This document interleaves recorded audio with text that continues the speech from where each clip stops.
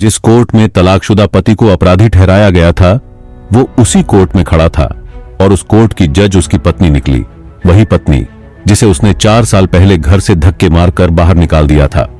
उसने कभी सपने में भी नहीं सोचा था कि एक दिन ऐसा आएगा जब वो उसी कोर्ट में अपराधी के तौर पर खड़ा होगा और उसकी पत्नी जज की कुर्सी पर बैठी होगी। अब सजा का ऐलान होने वाला था। पति अपनी पत्नी की तरफ देखता है और शर्म से उसकी गर्दन झुक जाती है, क्योंकि 4 साल पहले उसने अपनी पत्नी को बेइज्जत करके घर से निकाल दिया था। आज वही लड़की इतनी ऊंची पोजीशन पर बैठी थी। ये देखकर उसे खुद पर शर्म आ रही थी। उसके माथे पर पसीना आ गया था। जब आप इस कहानी को सुनेंगे तो कहेंगे, ऐसा कैसे हो सकता है? और जब आप जानेंगे कि उस तलाकशुदा जज पत्नी ने अपने पति के साथ आगे क्या किया, तो आपको भी हैरानी होगी। नमस्कार, यह कहानी मनीषा और राहुल की है। मनीषा की एक छोटी बहन थी। उनके पिताजी सरकारी टीचर थे। मनीषा की छोटी बहन ने अभी अभी ग्रेजुएशन शुरू किया था, जबकि मनीषा का ग्रेजुएशन पूरा हो चुका था। अब वह LLB की पढ़ाई कर रही थी। मनीषा उसी शहर के एक नामी कॉलेज से LLB की पढ़ाई कर रही थी। उसका सपना था कि वह सिविल जज बने या किसी बड़े सुप्रीम कोर्ट की बड़ी वकील बने। लेकिन अब उसके पिताजी रिटायर होने वाले थे और उसकी मां की तबीयत ठीक नहीं रहती थी। उन्हें लगता था कि मनीषा बड़ी बेटी है, शादी लायक हो गई है, तो उसका घर बसा देना चाहिए, क्योंकि उसके बाद उसकी छोटी बहन भी शादी की उम्र में आ जाएगी। लेकिन मनीषा फिलहाल शादी के लिए तैयार नहीं थी। इस बीच मनीषा की आंटी के पास ही एक लड़का रहता था जिसका नाम राहुल था। राहुल रियल एस्टेट और कंस्ट्रक्शन का काम करता था। करोड़ों का बिजनेस था और अच्छी फैमिली से था। राहुल अपने घर में इकलौता बेटा था। उनके घर में भी राहुल की शादी की बातें चल रही थी। इसी बीच मनीषा की आंटी ने मनीषा का रिश्ता राहुल के घर वालों को सुझाया। मनीषा के पिताजी को यह रिश्ता बहुत पसंद आया। जब मनीषा को इस बारे में बताया गया तो उसने पहले तो साफ मना कर दिया, लेकिन बाद में उसने एक शर्त रखी कि वह शादी के बाद भी अपनी पढ़ाई जारी रखेगी। अगर यह शर्त मंजूर हो तो वह शादी के लिए तैयार है। जब यह बात राहुल के परिवार वालों को बताई गई तो उन्होंने कहा कि हमारे पास सब कुछ है। अगर लड़की की यह इच्छा है कि वह पढ़ाई जारी रखे तो हमें इसमें कोई दिक्कत नहीं। अब लड़का और लड़की दोनों एक दूसरे से मिलते हैं। मनीषा को देखते ही राहुल उसके प्यार में पड़ जाता है। राहुल को मनीषा बहुत पसंद आती है, क्योंकि वह दिखने में बहुत खूबसूरत थी और पढ़ाई में भी होशियार थी। अब दोनों परिवारों की रजामंदी से उनकी शादी की तारीख तय होती है और तय दिन उनकी शादी बड़ी धूमधाम से हो जाती है। मनीषा अब ससुराल में आ जाती है। कुछ दिनों बाद उसकी LLB की परीक्षा होती है। परीक्षा देने के लिए मनीषा वापस मायके जाती है। राहुल और मनीषा की जिंदगी बहुत ही खुशहाल और खूबसूरत चल रही थी। सब कुछ ठीक चल रहा था। अब उनकी शादी को करीब 1 साल हो चुका था। इसी दौरान अचानक मनीषा के पेट में दर्द होता है। डॉक्टर के पास जाने पर पता चलता है कि मनीषा मां बनने वाली है। उसके पेट में 3 महीने का बच्चा है। मनीषा ये खुशखबरी राहुल को बताती है। राहुल बहुत खुश होता है और कहता है कि यह तो बहुत बड़ी खुशी की बात है। अब उनके घर एक नन्हा मेहमान आने वाला है। उनकी जिंदगी और भी खुशहाल हो गई। सब कुछ ठीक चल रहा था। इस बीच मनीषा की पढ़ाई भी जारी थी। उसे अब लगने लगा कि उसे जज बनने की तैयारी करनी चाहिए, लेकिन धीरे धीरे उसकी तबीयत खराब रहने लगी और उसका शरीर उसका साथ नहीं दे रहा था। दूसरी तरफ राहुल अपने रियल एस्टेट के बिजनेस में बिजी था। उसके काम में उसकी एक सहकर्मी और दोस्त थी जिसका नाम कंचन था। राहुल और कंचन की दोस्ती धीरे धीरे बढ़ती जा रही थी। इसी वजह से अब राहुल मनीषा को उतना समय और महत्व नहीं दे रहा था। वह झूठ बोलकर ज्यादा से ज्यादा वक्त घर से बाहर बिताने लगा था। कभी कहता कि वह दिल्ली जा रहा है तो कभी मुंबई, लेकिन हर बार वह अपने बिजनेस पार्टनर कंचन के साथ बाहर जाता था। राहुल अब 2 दिनों से घर नहीं आया था। मनीषा को शक होने लगा। एक रात करीब 12-1 बजे उसने राहुल को कॉल किया। गलती से कॉल कंचन ने उठा लिया। मनीषा ने कंचन से कहा, राहुल को फोन दो, मुझे उससे बात करनी है। इस पर कंचन ने जवाब दिया, राहुल अभी थोड़ा बिजी है। मनीषा ने गुस्से में पूछा, रात के 1 बजे वह किस बात में बिजी है? कंचन घबरा गई और बोली, नहीं नहीं, वह सो रहे हैं। यह सुनकर मनीषा का गुस्सा और बढ़ गया। उसने पूछा, अगर राहुल सो रहे हैं तो तुम उसके कमरे में क्या कर रही हो? कंचन का चेहरा उतर गया। उसी वक्त राहुल कमरे में आया और उसे पता चला कि मनीषा का फोन है। उसकी भी हालत खराब हो गई। इस घटना के बाद मनीषा और राहुल के बीच झगड़े शुरू हो गए। रातों रात राहुल वहां से निकलकर सुबह मनीषा के पास पहुंचा। मनीषा ने राहुल से खूब झगड़ा किया और कहा, तुम मेरी धोखाधड़ी कर रहे हो। मैं तुम्हारे बच्चे की मां बनने वाली हूं। मेरे पेट में 4 से 5 महीने का बच्चा पल रहा है और तुम बाहर अपनी दोस्त के साथ ऐश कर रहे हो। मैंने तुम पर आंख बंद करके भरोसा किया, तुमसे प्यार किया और बदले में तुमने मुझे सिर्फ धोखा दिया। झगड़ा इतना बढ़ गया कि राहुल ने गुस्से में मनीषा पर हाथ उठा दिया।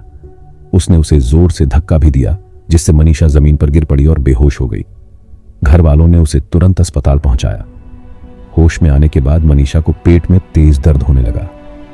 जांच में पता चला कि उसका बच्चा गर्भ में ही मर चुका है। डॉक्टरों ने कहा कि ऑपरेशन करके बच्चा बाहर निकालना पड़ेगा, वरना मनीषा की जान को खतरा हो सकता है।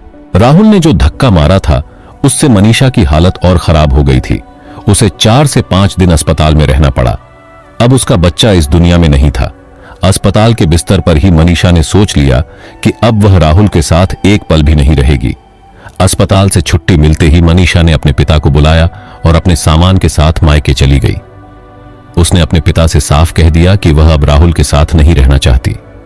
उसके पिता भी उसे रोक नहीं पाए। कुछ दिनों बाद मनीषा ने कोर्ट में तलाक का केस फाइल किया। इस बीच राहुल ने कई बार मनीषा को समझाने की कोशिश की। वह उससे माफी मांगता और कहता, मुझसे गलती हो गई है, प्लीज मुझे माफ कर दो और वापस घर चलो। लेकिन मनीषा ने साफ कहा, गलती सिर्फ एक बार होती है, बार बार नहीं। तुमने मुझे पिछले 1 साल से धोखा दिया है। मैं तुमसे अंधा विश्वास करती थी, तुमसे प्यार करती थी और तुमने इसका फायदा उठाया। जिस दिन मैंने कंचन के साथ तुम्हारी बातें सुनी, उसी दिन से मेरा तुम पर से भरोसा उठ गया। अब मैं कभी तुम्हारे पास वापस नहीं आऊंगी। मुझे तलाक चाहिए। आखिरकार 1 साल के भीतर उनका तलाक हो गया। कानून के मुताबिक राहुल को मनीषा को पैसे देने पड़े, लेकिन मनीषा ने साफ मना कर दिया और कहा, मुझे तुमसे कुछ नहीं चाहिए। मनीषा ने अब अपना पूरा ध्यान पढ़ाई पर लगाया। उसने अपने पिता से यह भी कहा कि छोटी बहन की शादी जल्दी ना करें, पहले उसे अपने पैरों पर खड़ा होने दे। मनीषा ने अपनी LLB की पढ़ाई पूरी कर ली थी और अब वह सिविल जज की तैयारी कर रही थी। कोर्ट में केस दर्ज करने के बाद 1 साल के अंदर ही मनीषा और राहुल का तलाक हो गया। कानून के मुताबिक राहुल को मनीषा को मुआवजे के तौर पर पैसे देने पड़े, लेकिन मनीषा ने वो पैसे लेने से साफ इनकार कर दिया। उसने कहा, मुझे तुमसे कुछ नहीं चाहिए। मनीषा इतनी पढ़ी लिखी थी कि वह खुद बच्चों को ट्यूशन देकर अपना खर्च निकाल सकती थी। धीरे धीरे मनीषा ने लॉ पढ़ने वाले छात्रों को पढ़ाना शुरू कर दिया।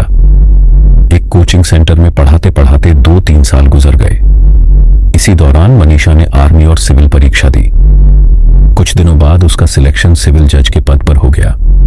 जब लिस्ट में मनीषा ने अपना नाम देखा तो उसकी और उसके पिता की खुशी का ठिकाना नहीं रहा।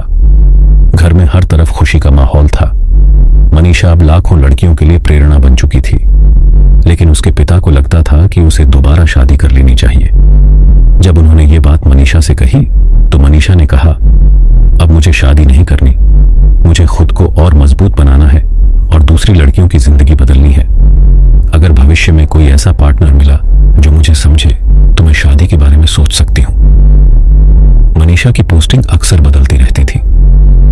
एक दिन वह एक कोर्ट में सुनवाई कर रही थी जब एक केस उसके पास आया। यह केस एक बुजुर्ग दंपति का था जिनका नाम आशा और महेंद्र था। उन्होंने अपनी जमीन पर अवैध कब्जे की शिकायत की थी। किसी ने उनकी जमीन हथियाकर वहां बड़ी बड़ी इमारतें बनानी शुरू कर दी थी। उनकी एक बेटी थी जिसकी शादी हो चुकी थी, लेकिन कुछ गुंडों ने नेताओं के साथ मिलकर उनकी जमीन हड़प ली थी। पुलिस और तहसीलदार उनकी सुनवाई नहीं कर रहे थे।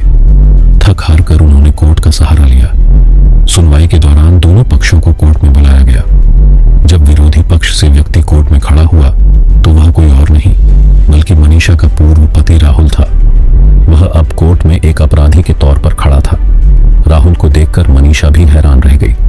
यह वही राहुल था जिसने उसे 4 साल पहले धोखा दिया था, जिसने उसे घर से निकालकर उसकी इज्जत को मिट्टी में मिला दिया था और उनके होने वाले बच्चे को भी छीन लिया था।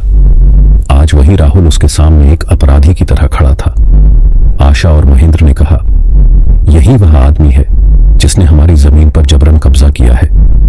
जब मनीषा ने राहुल से सवाल किया तो उसने कहा, जज साहिब, मैंने इनकी जमीन के पैसे दे दिए हैं, लेकिन जब दस्तावेज पेश किए गए तो सच्चाई सामने आई। पता चला कि राहुल ने बंदूक के डर से उनके सिग्नेचर करवाए थे और करोड़ों की जमीन के बदले उन्हें केवल कुछ लाख रुपए देकर चुप करा दिया था। यह सुनकर पूरे कोर्ट में सन्नाटा छा गया। मनीषा ने तुरंत आदेश दिया कि इस मामले से जुड़े सभी अधिकारी, एसडीएम और तहसीलदार को सस्पेंड किया जाए।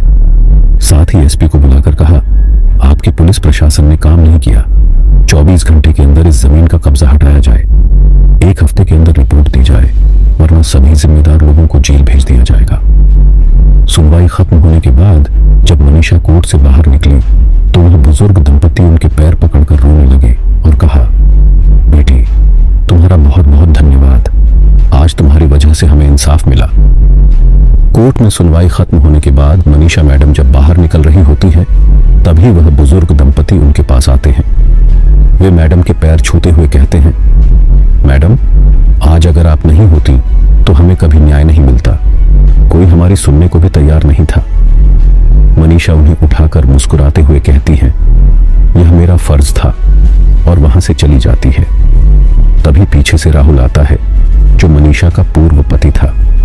वह मनीषा से कहता है, यह मेरी करोड़ों की प्रॉपर्टी थी। अगर यह चली गई तो मुझे बिजनेस में बहुत बड़ा नुकसान हो जाएगा। तुम मेरी पत्नी रह चुकी हो, कम से कम मेरा पक्ष तो सुन सकती थी। अगर तुम्हें पैसे चाहिए तो मैं देने को तैयार हूं। इस पर मनीषा गुस्से में कहती है, नालायक इंसान, मुझे नहीं पता था कि तुम इतने लालची और पैसे के भूखे हो। तुम्हें महिलाओं की इज्जत करना तक नहीं आता। ये बुजुर्ग लोग हैं जिन्हें तुमने परेशान किया। करोड़ों की जमीन पर कब्जा कर बस 1-2 लाख देकर इमारतें खड़ी कर रहे हो। अब समझ आया कि तुम्हारी बड़ी बड़ी बिल्डिंग्स गरीबों की छाती पर पैर रखकर खड़ी हुई हैं। मनीषा आगे कहती है, तुम्हारे पास सिर्फ 1 हफ्ते का समय है। अगर इनकी जमीन वापस नहीं दी तो मैं खुद कोर्ट का आदेश देकर तुम्हारी सारी बिल्डिंग्स गिरवा दूंगी और तुम्हें जेल भी भिजवा दूंगी। यह कहकर मनीषा वहां से चली जाती है। राहुल कई बार मनीषा के घर जाने की कोशिश करता है, लेकिन मनीषा उसे कभी कोई तवज्जो नहीं देती। आखिरकार जब राहुल बहुत मिन्नतों करता है तो मनीषा उसे घर के अंदर बुलाती है। चाय नाश्ते के बाद वह राहुल से पूछती है, अब तुम्हारी जिंदगी में क्या चल रहा है? राहुल जवाब देता है, मेरा दूसरा निकाह हुआ था, लेकिन मेरी दूसरी बीवी भी मुझे छोड़कर चली गई। इस पर मनीषा हंसते हुए कहती है, तुम्हारा स्वभाव ऐसा है कि तुम्हारे साथ कोई टिक ही नहीं सकता। राहुल कहता है, अगर तुम्हारी इच्छा हो तो हम फिर से पति पत्नी बनकर साथ रह सकते हैं। मनीषा दृढ़ता से जवाब देती है, तुम्हारे साथ मैं इस जन्म में तो क्या, अगले 7 जन्मों में भी नहीं रह सकती। जो आदेश कोर्ट ने दिया है उस पर ध्यान दो। यह सुनकर राहुल उदास होकर घर से चला जाता है। 1 हफ्ते बाद कोर्ट में सुनवाई होती है और जिस बिल्डिंग पर कब्जा किया गया था उसे गिरा दिया जाता है। वह जमीन बुजुर्ग दंपति को वापस कर दी जाती है। साथ ही राहुल की कंस्ट्रक्शन कंपनी पर 5 लाख का जुर्माना भी लगाया जाता है। यह न्याय पूरे शहर में चर्चा का विषय बन जाता है। लोग कहते हैं कि मनीषा जैसी जज ने कभी किसी लालच या दबाव में आए बिना न्याय किया। इसके बाद जो भी केस मनीषा के पास आता वह हर किसी को इंसाफ दिलाने में सफल रहती। तो दोस्तों, ये कहानी थी एक ऐसी लड़की की जिसने तलाक के बाद भी कभी हार नहीं मानी। उसने अपने पूर्व पति को वही सजा दी जो एक अपराधी को मिलनी चाहिए। मनीषा कभी पैसों के लालच में नहीं फंसी। आपको क्या लगता है, क्या मनीषा ने सही किया कि उसने राहुल के साथ फिर से कोई रिश्ता नहीं रखा और उससे शादी नहीं की, या उसे राहुल के साथ फिर से शादी कर लेनी चाहिए थी और एक खुशहाल जिंदगी बितानी चाहिए थी? अपनी राय हमें कमेंट बॉक्स में जरूर बताएं। अगर कहानी पसंद आई हो तो इसे लाइक करें और अपने दोस्तों के साथ शेयर करें। चैनल को सब्सक्राइब करना ना भूलें। फिर मिलेंगे एक नई कहानी और नए मुद्दे के साथ। तब तक के लिए जय हिंद, जय भारत, धन्यवाद।